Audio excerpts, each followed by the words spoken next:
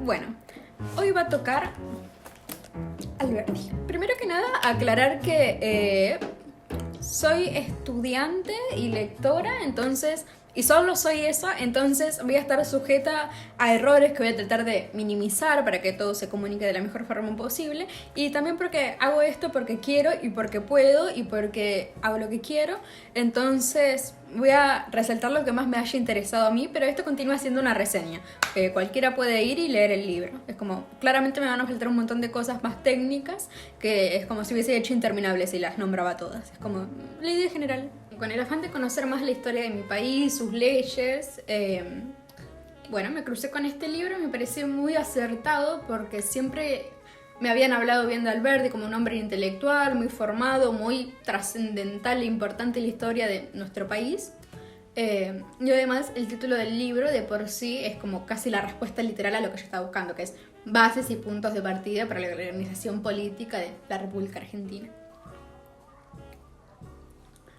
No sé cuál de estas va a quedar. Bien, este libro fue escrito en 1852, luego de que Urquiza derrotó a Rosas en la batalla de Caseros. Al año siguiente, en 1853, ya los constituyentes se inspiraron en este libro para crear la Carta Magna que nos rige desde entonces. Cabe destacar que Alberti está en contra de Rosas al punto que lo llama dictador y se exilia. Bien, el libro está dividido en 37 capítulos. En los primeros 9 se encarga de analizar las constituciones de Sudamérica y América para analizar qué se puede tomar y qué no de ellas y bueno, va basando sus puntos. Pero de entrada dice que ninguna constitución de Sudamérica puede ser tomada de ejemplo, o sea. Bien, lo que me gusta de esta primera parte es que, aunque es duro y hace críticas bastante conscientes, sí les reconoce que las medidas que tomaron las constituciones anteriores fueron las indicadas para los momentos que atravesaban. Así que es como, él tomó como una crítica bastante comprensible con la época y con las consecuencias que exigían. Bien, las constituciones de la independencia en esa época estaban todas basadas en la independencia y en la libertad. Por eso es que para ese momento se dejaron de lado cuestiones como el progreso, la riqueza, la industria, la población. Todo lo que le importaba para ese momento era mantener lejos a Europa. Y estaba bien porque eran las medidas acorde al momento que se estaba viviendo y a la situación que estaba exigiendo eso. Por esto es que en esa época las leyes excluían, por ejemplo, todo culto que no fuera el católico, o no permitían los matrimonios mixtos, o no permitían que los extranjeros ejercieran cargos públicos o administrativos. E incluso en algunos países no podían ser propietarios. Y para darles la ciudadanía básicamente les pedían que tenían que renunciar a toda su historia en su país natal. Bueno, claramente esto no volvía atractivo ir a América. Por ejemplo, esta ley de la intolerancia religiosa hacía que los protestantes quedaran afuera. Ahora, ¿por qué Alberti rechazaba tanto a las políticas anti-extranjero? Bueno, para él, Alberti en este libro lo dice, gobernar es poblar. Para él es como nuestro país era un desierto triste, o sea, 500.000 habitantes no contaban, o sea, no servían para nada, así que, o sea, con 500.000 habitantes no se podía aspirar al progreso. Y es por esto que promueve los matrimonios mixtos. Y acá es cuando se empieza a poner agresivo con ciertas ideas, en cómo las expresa. Por ejemplo, cuando habla del tema de la población, dice, ¿qué nombre daréis, qué nombre merece un país compuesto de 200.000 leguas de territorio y de una población de 800.000 habitantes? Un desierto. ¿Qué nombre daréis a la constitución de ese país? La constitución de un desierto. Pues bien, ese país es la República Argentina y cualquiera que sea su constitución no será otra cosa por muchos años que la constitución de un desierto. La población es el fin y el medio al mismo tiempo, principal instrumento de la producción, sea en su beneficio la distribución de la riqueza nacional. Bueno, entonces lo que se plantea es que mientras más gente, más producción, pero ahora, no cualquiera. Entonces, lo que acá empieza a proponer es que un europeo siempre va a ser mejor que un gaucho. Y dice, la libertad es una máquina que, como el vapor, requiere para su manejo maquinistas ingleses de origen.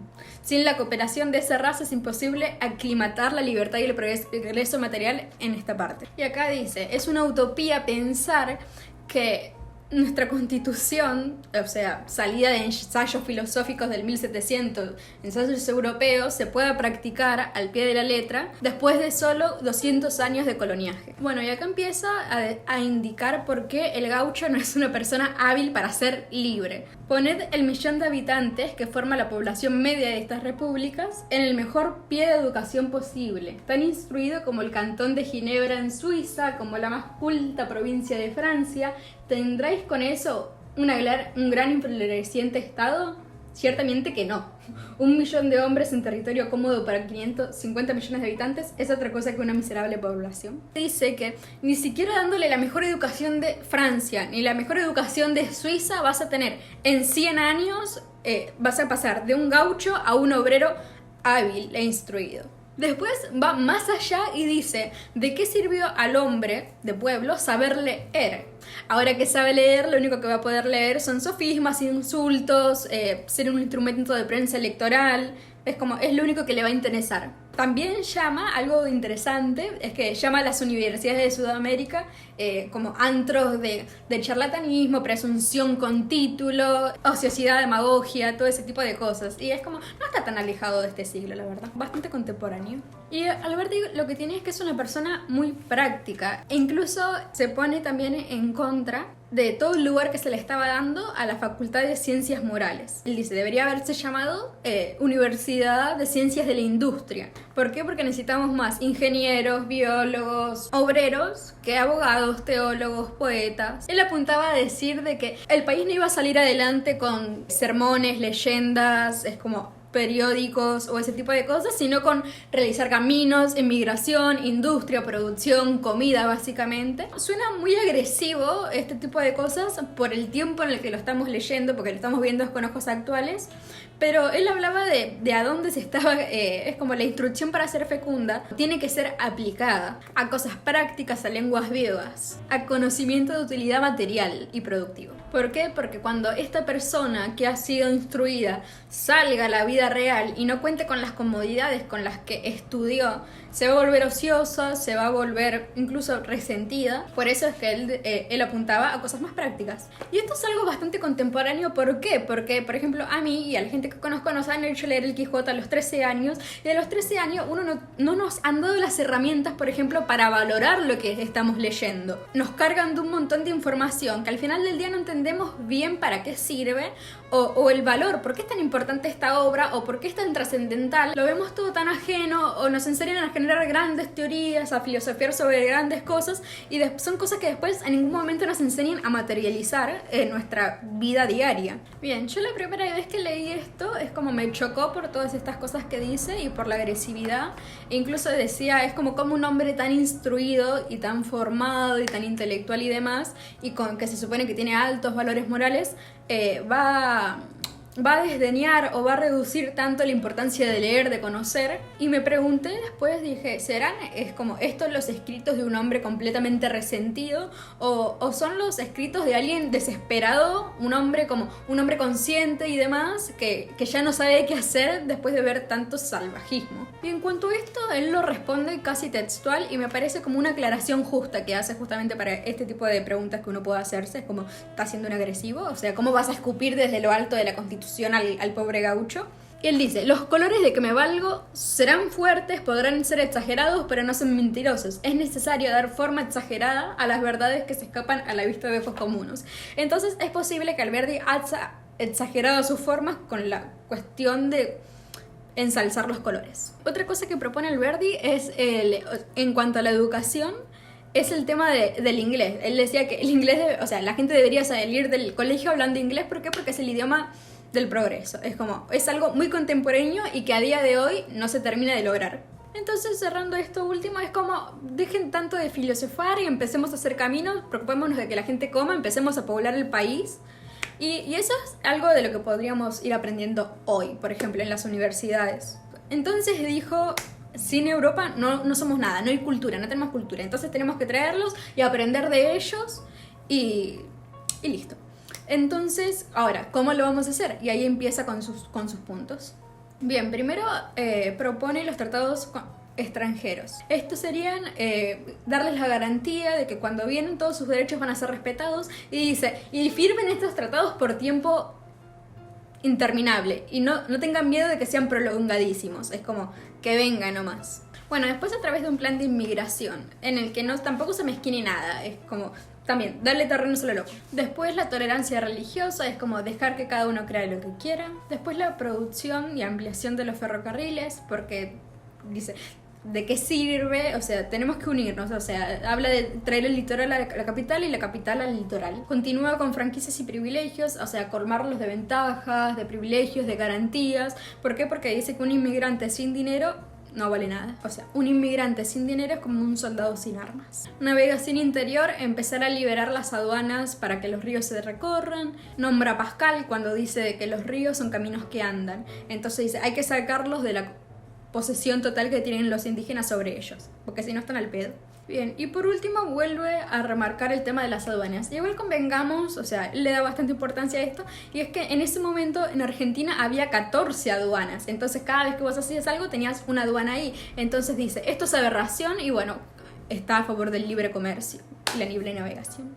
Pero lo que quiero recalcar con todo esto es que esto debería ser, estas cosas, el querer que vengan inmigrantes, lo que sea, la Constitución siempre debe esperar a garantías de ejecución, a realizar lo que se está teorizando. Bien, y ahora después comienza con la organización política, que ahí da una pequeña parte de por qué no podríamos ser una monarquía. Dice, es como, sí, es como nosotros venimos de una monarquía, venimos de ese poder, pero es como hoy estamos mucho más lejos de lo que podría ser una monarquía de lo que es una república. O sea, el término de república nos sigue quedando grande, pero es como estamos más cerca de eso. Y después en una parte dice, es como, a ver, y además quiero ver a quién se creería lo suficientemente sensato para proclamarse rey. Después comienza con su exposición sobre por qué deberíamos ser una federación. Acá Alberti empieza a hablar entonces por una federación, por un país federal, y al mismo tiempo de que empieza a recalcar la importancia de que el poder del gobierno sea fuerte. Él dice que un gobierno al que no le hacen caso es un gobierno inútil. Entonces empieza a nombrar, es como la importancia de que las provincias se dan su poder a un gobierno. Entonces empieza a nombrar todas las cosas que no podrían hacer las provincias. Por ejemplo, tener un ejército propio, firmar declarados nacionales, no dar ley sobre comercio interior o exterior, no crear aduanas interiores o aduanas provinciales. Tampoco van a poder dar tratados con países extranjeros de manera independiente. Básicamente todo lo que estamos habituados hoy y que nos es normal. Algo importante que recalca Alberti es crear leyes que no hagan que haya leyes orgánicas que puedan destruir por alguna excepción el poder y el orden establecido. Hace mucho hincapié en términos medios vagos como la buena fe y ese tipo de conceptos para hablar de que una vez, por ejemplo, elegido el presidente, dice, una vez que el agraciado haya sido elegido por el pueblo, se lo debe respetar con honradez, no como hombre, sino porque es el presidente de la nación. Esto con el fin de preservar el orden y porque dice, una constitución para que sea incorrompible debe ser sólida. Y al revés, una constitución para que sea sólida debe ser incorrompible. No debe ser fácil de modificar a través de excepciones. Bueno, entonces Alberti lo que hace es destacar por qué no podemos ser una monarquía, ejemplos de imitación y de no imitación de constituciones de América, Sudamérica, de Europa, hablar de la importancia de poblar, de ser más amigables con Europa, de fomentar la inmigración, habla de ser prácticos, de dejar de darle tanta importancia a las cuestiones de las ciencias morales y empezar con las cuestiones de industria. Y bueno, y ya para el final él mismo preparó un ensayo, un proyecto de constitución. Y bueno, eso fue todo. Eso fue Alberti, la verdad. Bien, lo que me gustó del libro es que, al menos acá, es lo único que leí de Alberti, es como parece alguien bastante práctico, bastante comprensible con las circunstancias de la época. Muy claro, por ejemplo, él dice que lo que es difuso es como corresponde a lo bello, a la poesía, pero no se tiene que meter en política. Y bueno, yo estoy bastante de acuerdo con eso. Puede chocar en ciertas cosas, pero si somos leídos con ojos de este siglo. Y bueno, y lo que me llamó la atención es la cantidad de ideas contemporáneas e incluso aquellas ideas que no son contemporáneas, pero que sigue haciendo hincapié en problemas que hoy todavía tenemos, como es el estado de las universidades, el estado de los periódicos, los intereses políticos metidos en la educación, el tema del progreso, la industria, la riqueza, las cuestiones económicas, todo ese tipo de cosas que siguen siendo problemas actuales. Y bueno, eso ha sido todo. Bueno, después veré si leo algo más de Alberti.